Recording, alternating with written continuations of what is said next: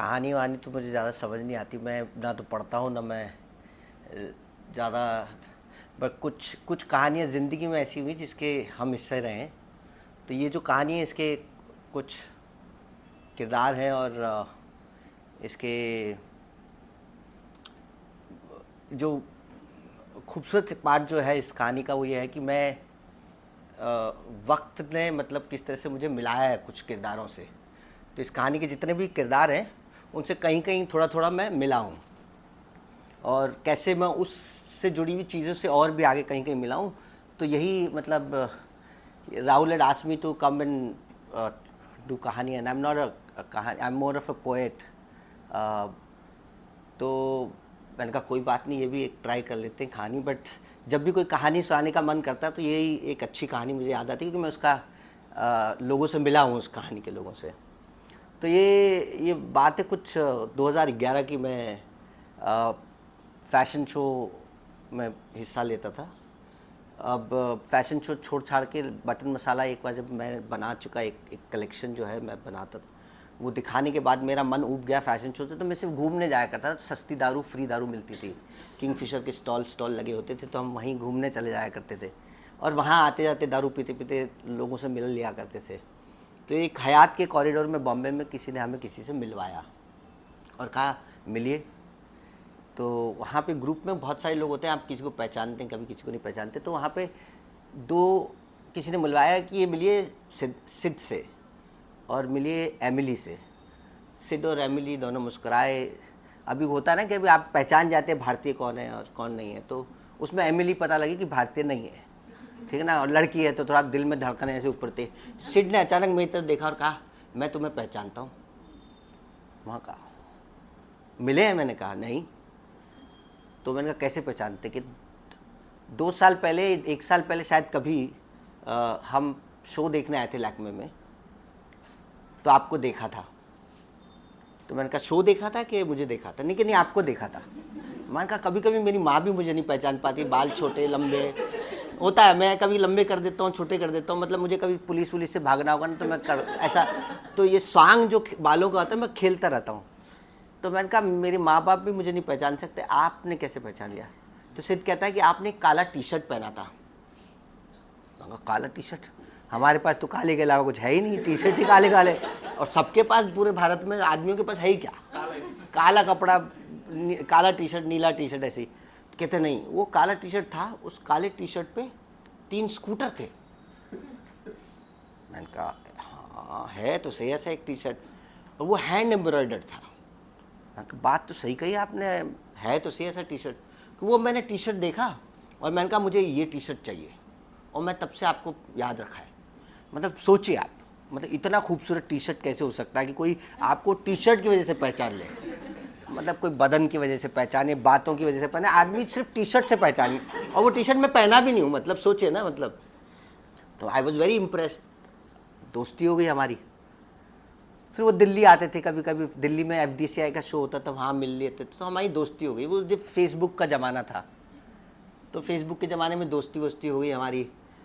कुछ 2013 के आसपास मैंने उनको बताया कि मैं एम्स्टर्डम आ रहा हूँ। मुझे किसी ने एक एग्जीबिशन के लिए बुलाया था, एक बटन मसाला का शोकेस और टॉक था आइंदहोवन में। तो क्या आप, तो कह रहा है अच्छा तुम आ रहे हो, तो एक काम करते हम भाई बहन दोनों आ जाते तुमसे मिलने। तो सिड और एमिली भाई बहन थे, तो मैंने कहा आ जाओ।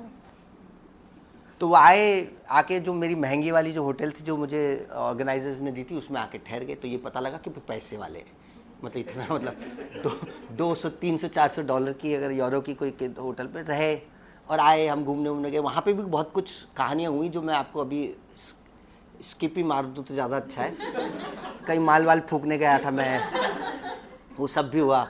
और मतलब एक्चुअली कहानी अच्छी, वो बता भी देता हूँ। तो हम एक जगह माल फूकने चले गए। मैंने, वो तो पीते भी तो नहीं थे, मैंने कहा मैं आज फ्री वाला पीऊँगा। तो मैंने कहा देख से जाके मैंने वहाँ पे दुकान पे बैठे और बोला 2-3 कप, एक कपल बैठा हुआ था, 2 औरतें और एक आदमी। सिट जाके, बड़ा बातूनी सा आदमी था, तो वो जाके उनके साथ बैठ के और बातें करने लग गया। मैं गया अपने काम पे और मैंने महिला से पूछा कि कितने, कौन सा है? उन्होंने मेन्यू दे दिया, अफ़गानी, ये वो। मैं कहा इसमें भाई कौन सा ले? तो उन्होंने कहा देखो उछल कूद करनी है तो ये वाला है, शांत बैठना है तो ये वाला। मैं कहा शांत वाला ठीक है भैया। मैं गया कोने में, मैंने 2 कश मारे, और जैसे ही कश मार के मैं 2 में ही हमारा तो हो गया। ऐसे ही भन्ना गया सर, हम ऐसे घूम घाम के हम वापस पहुँचे उसके पास। हमने उससे बोला कि 2 सवाल। तो उसने कहा पूछो। मैं कितना अलाउड है कैरी करना? उसने कहा 4 ग्राम अलाउड है, ये तो 0.4 है। तो मैं कहा समझ गया। मैं कहा दूसरा सवाल। तो कहती अंदर गई और एक प्लास्टिक लेके आई और दे दिया कि भैया लो। हमारा दूसरा सवाल था इसको कैरी कैसे करेंगे, उसको समझ में आ गया शायद ये 2 ही फिक्स सवाल। जब हम वापस आए और बाकी बैठ गए उनके पास में बातें करने लगे, तो पता लगा धीरे धीरे बातें कर रहे हैं, बात हो रही है। तो वो मलेशिया से थे दूसरे लोग, ऐसे ऐसे करने के बातें होती रही। फिर पता लगा कि वो मलेशिया का ऑपोजिशन का लीडर है। वो माल फूक रहा था वहाँ पे, बड़ी इंटरेस्टिंग थी। फिर आगे हमने वो छोड़ छाड़ के हम आगे बढ़े, तो फूक ये माहौल ऐसा बन रहा था। तो धीरे धीरे मैंने उनसे पूछना चालू किया, सिद्धार्थ से और एमिली से। तो उन्होंने मुझे अपने माँ बाप के बारे में बताया। तो ये कहानी उनके एक्चुअली माँ बाप की है, और मैं सिर्फ इसलिए जुड़ा हूँ क्योंकि मुझे इस तरह से एक आदमी मिला कि कहीं सड़क, मतलब एक होटल की लॉबी में मुझे कह दिया तुम्हारी टी-शर्ट से मैं पहचान गया, और मैं उनके बच्चों से मिला। तो ये कहानी है, सुनी भी होगी शायद किसी ने, उड़ीसा के एक आदमी की जिसका नाम था प्रद्युम्न कुमार। काफ़ी आर्टिस्ट सा बंदा था, दलित ख़ानदान में पैदा हुआ, तो उसको छुआछूत वगैरह ये वो स्कूल में भी उसको बाहर बैठा दिया जाता था।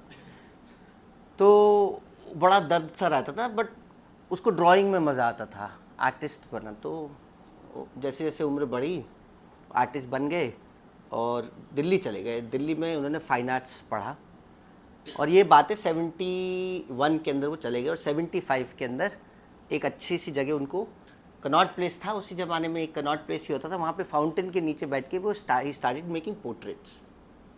अब हुआ ये कि उस समय इंदिरा गांधी जी प्राइम मिनिस्टर बनने वाली थी या थी, और उनका जो चीफ वो सेक्रेटरी होता था वो भी उड़िया था। जब वो उड़िया जा रहे थे तो उड़िया कनेक्शन बन गया कुछ, तो उन्होंने आपस में बोला और दोस्ती हो गई। तो उन्होंने कहा बनाओगे प्रधानमंत्री का पोर्ट्रेट? तो उन्होंने कहा हाँ बना देते हैं। तो उन्होंने प्रधानमंत्री का पोर्ट्रेट बनाया, और कोई रशियन एस्ट्रोनॉट का भी उन दिनों में कुछ तो चला था, उसका भी बनाया। तो ये फेमस हो गए, और इनका टाइम्स ऑफ इंडिया में फ़ोटो छप गया कि ये बड़ा कलाकार आदमी है, अच्छा बनाता है। अब आज के डिजिटल फॉर्म में तो बहुत सारा कुछ लोग बना लेते हैं, बट ये तो उस ज़माने की बात है। सेम टाइम ये चल रहा है फ्लावर पावर टाइम, है ना। तो बड़ा शौक है लोगों को इंडिया और नेपाल आने का, कारण एक ही है, वही माल, हरे राम हरे कृष्णा के चक्कर में सब आ रहे हैं। तो वहाँ से स्वीडन से एक रूट चलता था, pink route, which would bring you from all the way, you can drive along whatever to India. तो एक शार्लेट करके एक लड़की है जो अपने दोस्तों के साथ में ब्रेक लेके डिसाइड करती है इंडिया चलते हैं, नेपाल चलते हैं। तो ये लोग कार लेके 3 4 5 दोस्त आ रहे हैं, दिल्ली पहुंचते हैं। और दिल्ली में जब पहुंचते हैं होटल में जहाँ भी रुके, वहाँ पे अखबार में उस समय छपा होता है कि ये पीके महानंदिया जी हैं, ये अच्छी पोर्ट्रेट बनाते हैं। तो ये घूमते फिरते ना, कनॉट प्लेस तो जाना ही होता है। अब ये आज तो GK2 आ गया, ये आ गया, ऐसे मॉल्स आ गए, सब आ गए। उस समय में सिर्फ कनॉट प्लेस ही होता। तो ये पहुँच गई, ढूंढते ढूंढते इनको पहुंची वहाँ पे कि मुझे पोर्ट्रेट बनवाना है। उनको बड़ा शौक था कि पोर्ट्रेट बनाए। उनके बचपन में घर में कहीं पे पोर्ट्रेट की बातें होती थी, तो उन्हें लगा कि पोर्ट्रेट बनवा के रहूँगी मैं।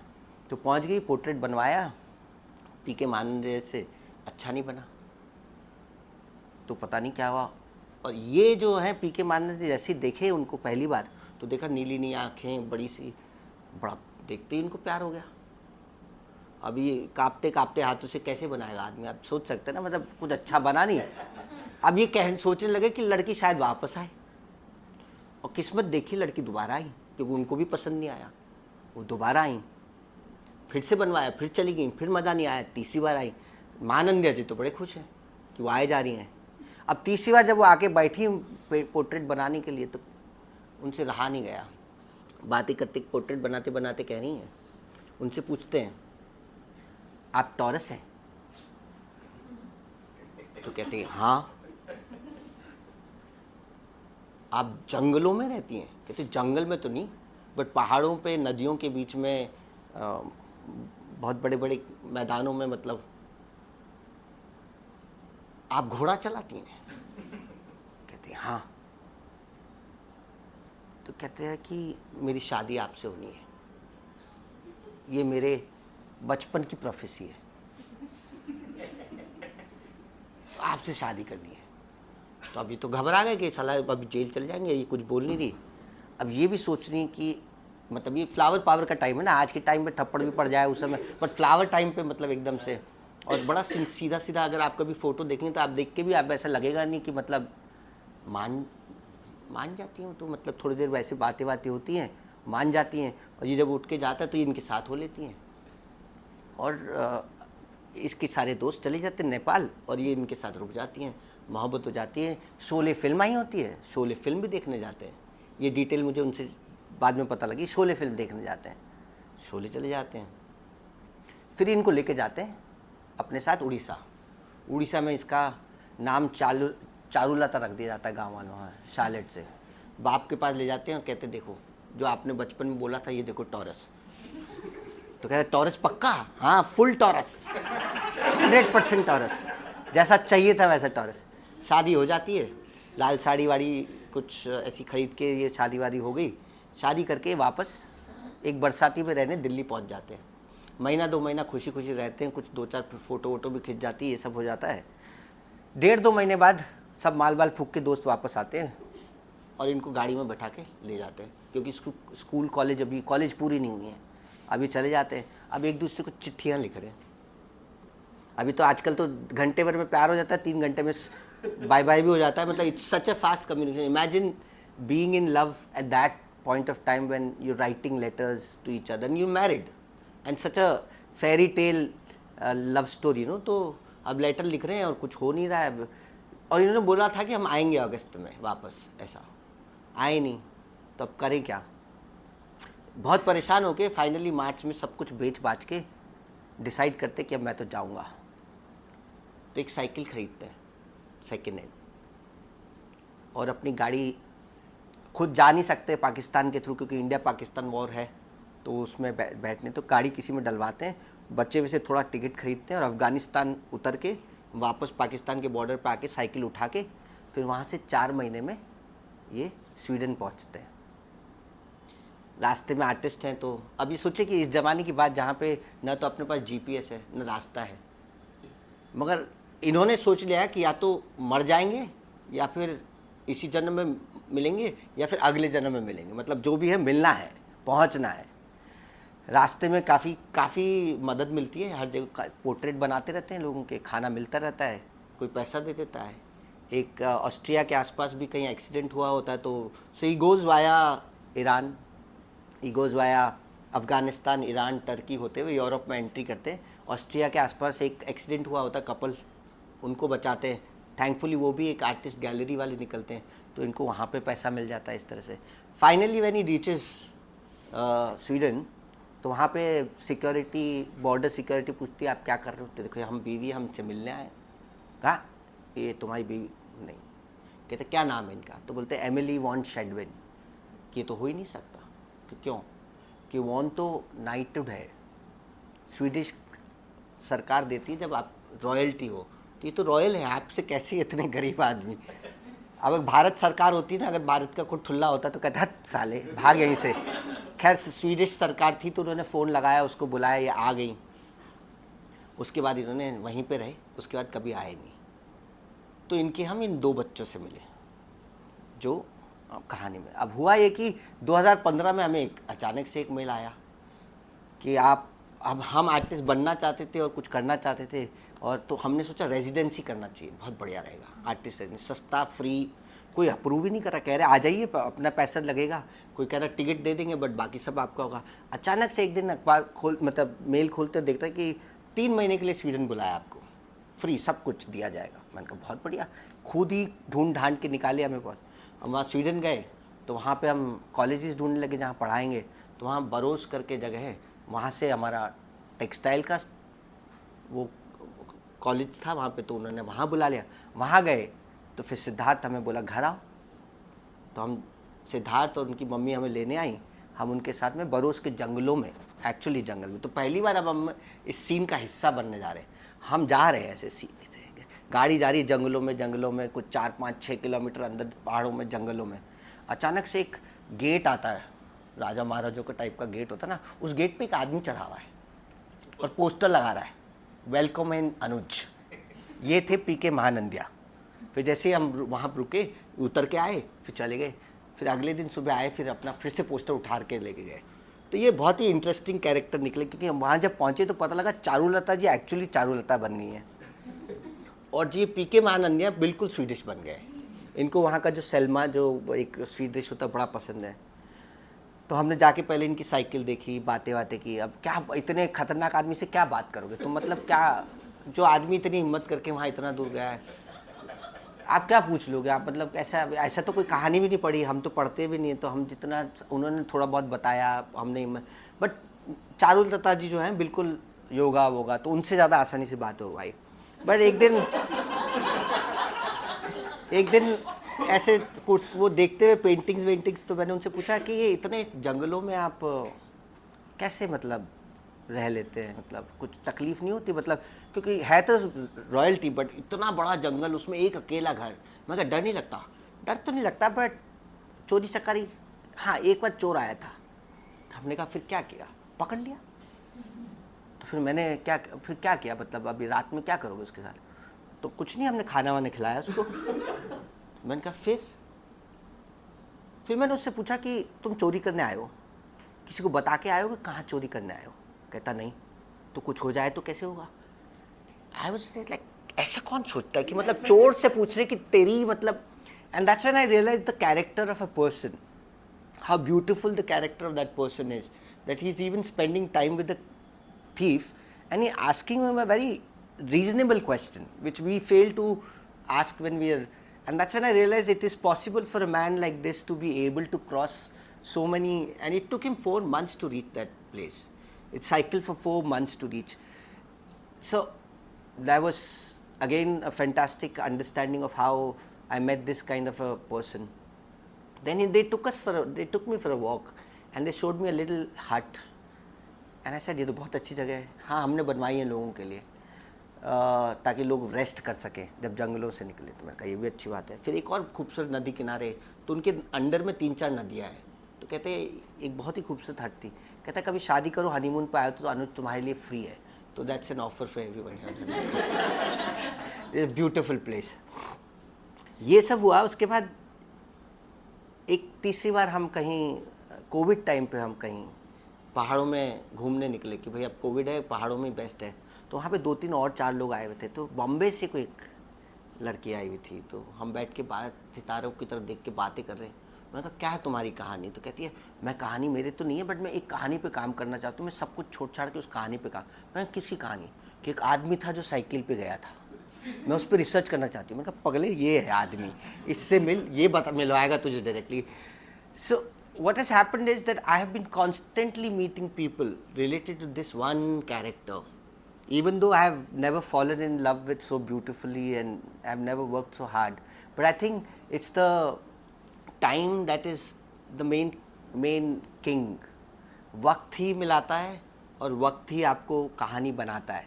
So I guess for me this story is nothing but a sign of what time can do to you and what you can live as a if you're in the moment, in that present moment. Because if I wasn't there in that moment, if I had not met them properly, I wouldn't meet these people, and so on and so forth. So you know, it's just the beauty of time that I wanted to share, and this beautiful love story of these two people, PK Mahanandya and Charlotte.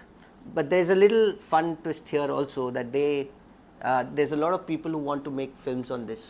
He's the PK Mahanandya is now UN का member है, काफ़ी घूमते रहते हैं देश विदेश में, काफ़ी कहानियाँ लिखी हैं उन पर, many books in all languages.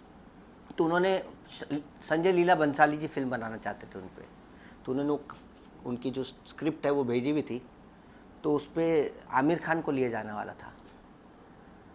तो मैं जब उनसे बात कर रहा था वहाँ पे, तो फिर मैंने कहा क्या हुआ? कहता मुझे इंडियन पसंद नहीं, अब हम फॉरेनर ही, बॉलीवुड हॉलीवुड से ही कुछ ढूंढेंगे. मैं क्यों, क्या हुआ? हमने उनको स्टोरी भेजी, अब इनकी कहानी में इनका पूरा नाम हर समय पीके है. is considered by, is called by name PK. His name is PK in the whole story because it's PK Mahanandya. So when the story was sent to Amir Khan, a year and a half later PK came out. So they picked the name PK from there and used it. So Mr. PK Nwanand is not very happy about it. Someday when I meet Amir Khan, I'll let him know. Thank you very much.